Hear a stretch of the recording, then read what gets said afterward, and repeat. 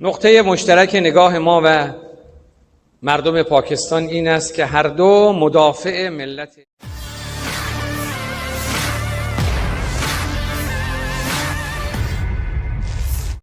Presiden Iran Ebrahim Raisi mengancam akan meruntuhkan Israel jika mereka kembali menyerang negaranya. Hal itu disampaikan Raisi dalam kunjungannya ke Pakistan pada Selasa 23 April 2024. Raisi menyatakan jika Israel berani menyerang Iran, situasinya akan berbeda. Bahkan, Raisi mempertanyakan apakah nantinya pasukan Israel akan tetap bertahan atau tidak. Presiden Iran itu juga membahas ketegangan antara Iran dan Israel baru-baru ini. Dikutip dari Tribun News, Ebrahim Raisi berjanji untuk terus mendukung perlawanan Palestina.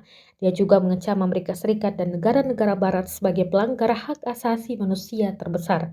Raisi mengatakan Amerika Serikat dan negara-negara Barat mendukung genosida yang dilakukan Israel terhadap warga Palestina.